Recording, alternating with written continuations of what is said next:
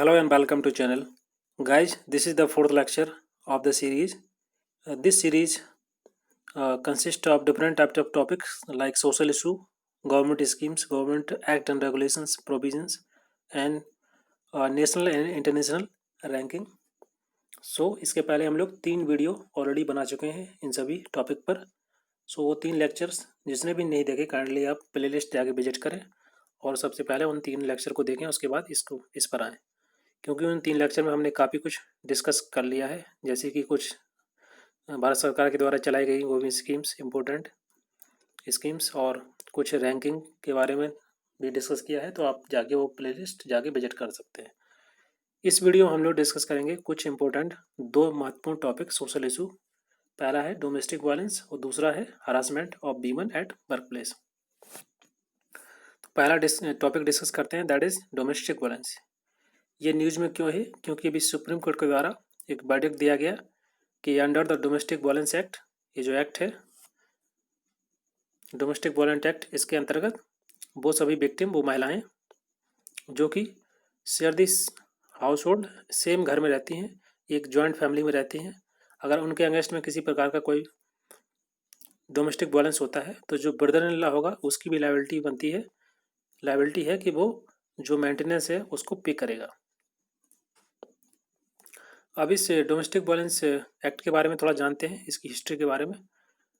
तो एक यूएन में कन्वेंशन हुई था इस महिलाओं के अगेंस्ट में जो डिस्क्रिमिनेशन होता है उसको खत्म करने के लिए, एलिमिनेट करने के लिए यूएन कन्वेंशन हुई थी. तो उसको भारत सरकार के द्वारा, सेंट्रल गवर्नमेंट के द्वारा इसको 1993 में इसको रेक्टिफाई किया गया था, और उसके बाद फिर एक्ट लाया गया था, that is protection of women from the domestic violence act 2005. तो इस एक्ट में कुछ खास प्रोविजन अभी सुप्रीम कोर्ट के द्वारा किए गए हैं, जैसे कि इसमें जो डोमेस्टिक वायलेंस की जो डेफिनेशन थी उसको बढ़ा दिया गया है. जैसे कि पहले जो डोमेस्टिक वायलेंस की डेफिनेशन थी उसमें केवल फिजिकल वायलेंस ही कंसिडर किया जाता as a domestic violence, but अभी इसमें फिजिकल वायलेंस के साथ साथ ही verbal, emotional blackmailing, sexual harassment and domestic economic violence, इन सभी को इसमें डेफिनेशन में ऐड कर दिया गया है. और साथ ही साथ इस एक्ट में जो लॉ था इसमें इसको ब्रॉड करते हुए इसकी जो डेफिनेशन है उसको डोमेस्टिक रिलेशनशिप में उन सभी महिलाओं के ऐड किया गया, जैसे कि मैरिड वीमेंस हैं या मदर हैं, डॉटर है या सिस्टर है, और साथ ही साथ जो महिलाएं जो कि लिव इन रिलेशनशिप में रहती हैं उन सभी को इस एक्ट के अंतर्गत ऐड किया गया है. इसकी जो डेफिनेशन है उसको बढ़ा दिया गया है. बट लेकिन इसमें एक इस एक्ट में अंतर्गत जो मार्शल रेप है उनको लेकर के किसी प्रकार का कोई प्रोविजन नहीं है, उसको इससे एक्सक्लूड कर दिया गया है. इस एक्ट के अंतर्गत प्रोटेक्शन अगेंस्ट डोमेस्टिक वायलेंस, अगर जो अब्यूजर है जिसने महिला के अगेंस्ट में किसी प्रकार का कोई वायलेंस किया है, तो जो अगर वो उसमें साथ में नहीं रहती है तो वो जो महिला है वो फाइनेंशियल कंपनसेशन के लिए मांग कर सकती है कि उसको जो फाइनेंशियल कंपनसेशन दिया जाए उस अब्यूजर के द्वारा. और साथ ही साथ अगर महिला के पास अधिकार होता है राइट टू सिक्योर हाउसिंग, अगर उस महिला के पास कोई घर नहीं है, अगर वो अपने हस्बैंड के साथ रहती थी पहले और उसका जो टाइटल नहीं है, उसके पास राइट नहीं है उस घर में रहने का, तब under this act the right to secure by the residence order which is pass by the court, court के द्वारा एक ये जो है ऑर्डर है पास किया जाएगा कि जो महिला उसको पूर्ण अधिकार है कि वो उस घर में रह सकती है, चाहे वो जो घर है उसके नाम पर हो या ना हो. और साथ ही साथ ये जो मजिस्ट्रेट है वो भी एक ऑर्डर पास कर सकता है जिससे जो एक्यूजर है, जो अब्यूजर है जिसने अब्यूज किया है, वो दैट डज नॉट कॉन्टैक्ट और to get close to the survivor, उसके कॉन्टैक्ट में नहीं आ सकता अगर सुप्रीम कोर्ट एक ऑर्डर पास कर देता है तो. और इस एक्ट में कुछ पनिशमेंट भी है. पनिशमेंट का प्रोविजन इस प्रकार है कि 1 साल की 1 ईयर ऑफ मैक्सिमम इम्प्रिजनमेंट हो सकती है, साथ ही साथ 20,000 रुपये each for the both two the offenders in the mention. और इसके लिए प्रोटेक्शन ऑफिसर को लेकर के इसमें प्रोविजन किया गया है कि वो महिलाएं जो महिलाओं की मदद चाहिए इनको, जिनके अगेंस्ट में वायलेंस हुआ है, तो एनजीओ साथ साथ जो प्रोटेक्शन ऑफिसर होगा उनको अपॉइंट किया जाएगा महिलाओं की हेल्प करने के लिए for their medical examination, legal aid and safe shelter के लिए एनजीओ और साथ साथ एक प्रोटेक्शन ऑफिसर को अपॉइंट किया जाएगा.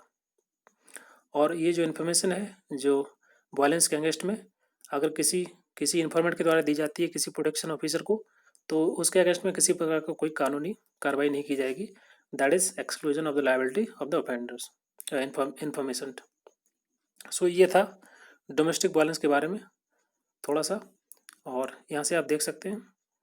और उसके बाद दूसरा टॉपिक है that is harassment of women at a work place. ये न्यूज़ में क्यों है?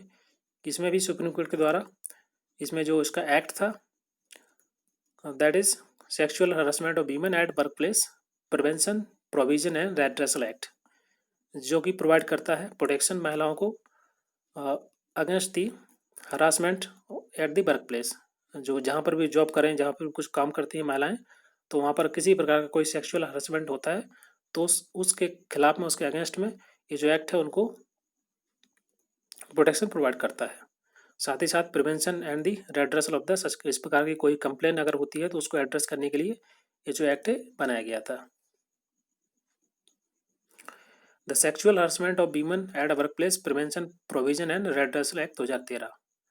इस एक्ट के आधार पर उन सब महिलाओं को प्रोटेक्ट किया जाएगा from the sexual harassment eight their place of the work. और जो एक्ट है डिफाइन करता है सेक्सुअल हरासमेंट को एट अ वर्क प्लेस को, कि किस प्रकार से जो सेक्सुअल हरासमेंट है और जो महिलाएं हैं उनको किस प्रकार से इसमें प्रोटेक्शन दिया जाएगा, उनकी क्या डेफिनेशन है, उन सभी को डिफाइन किया गया है। जैसे कि महिलाओं के बारे में डेफिनेशन दी गई है कि जो एग्रीव्ड महिलाएं, जो वो महिलाएं होंगी, इसमें सभी महिलाओं को ऐड किया गया है। जैसे कि चाहे उनकी एज कुछ भी हो, या एम्प्लॉयमेंट स्टेटस किसी प्रकार का हो, या जो महिलाएं किसी ऑर्गेनाइज सेक्टर में काम करती हों या ऑर्गेनाइज सेक्टर में, या फिर किसी पब्लिक या प्राइवेट इंटरप्राइज में काम करती हों, या फिर वो महिलाएं जो कि डोमेस्टिक वर्कर भी हैं, उनको भी इस एग्रीव्ड वीमेन डेफिनेशन के अंदर डाला गया है। उनको इस एक्ट के आधार पर उन्हें पूरा प्रोटेक्शन दिया जाएगा।